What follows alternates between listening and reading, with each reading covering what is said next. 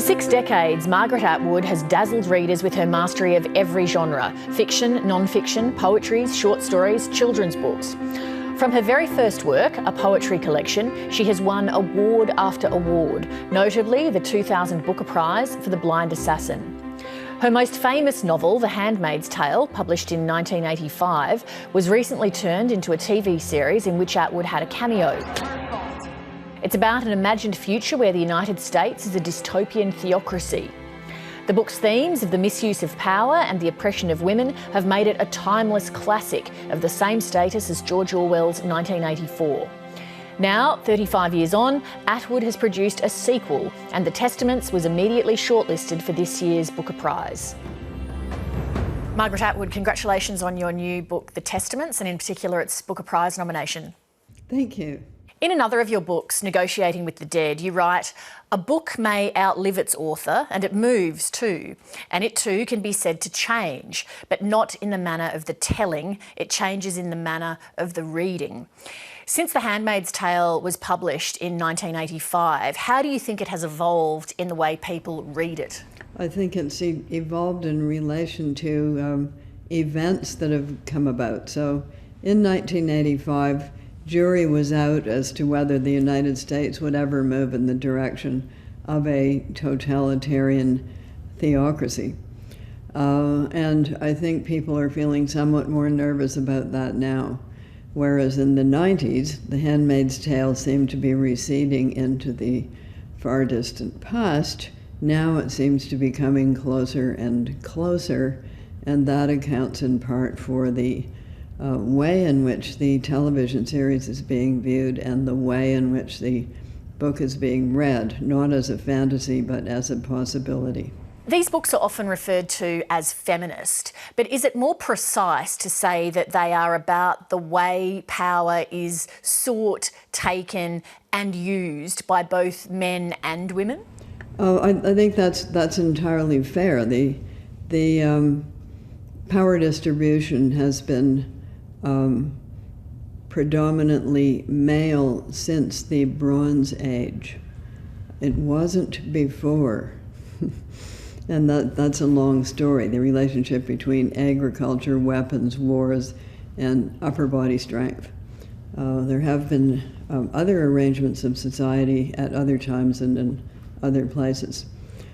So I am interested in who gets to say, who gets to make the laws, who doesn't get to make the laws. So it's not a given that women will work in the interests of women.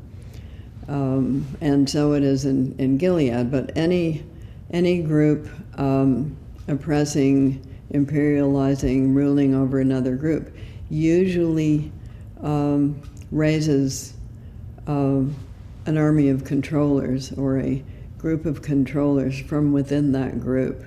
Why? It's cheaper, easier, and it works better.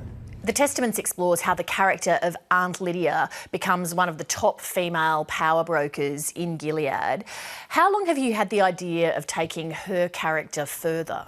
I started thinking about the book probably in about 2015, and that stage is always, am I going to do this? Am I not going to do this?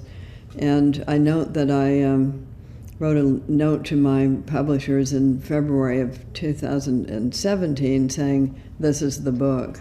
And why did God allow such a terrible thing to happen? Teach her a lesson. The performance of Ann Dowd really, really enriched the concept of that character. Ann Dowd in the series made her a much more well-rounded character, but at that point we didn't have her backstory. We didn't know how she got there.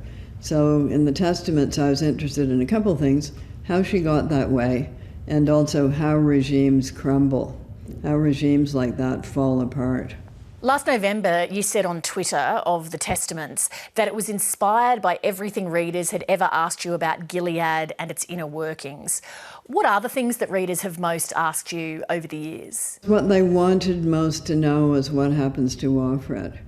And that was the book I couldn't write because I could not recreate that voice. So I didn't want to attempt that because I knew it would fail. But then there was another way of coming at the story, and that was through other narrators. And since I was interested in how those kinds of regimes fall apart, it would have to be in the middle to late Gilead period. So I set it 15 to 16 years later than the end of The Handmaid's Tale. You turn 80 in November. When you survey the landscape of your life from here, does it feel like, looking back, that it had a plot, or does a lifetime feel like a series of random and chance events just strung into a line? Both. When you look back at anything, you always see a plot because that's what happened. So you said, okay, this is the plot, this is the trajectory.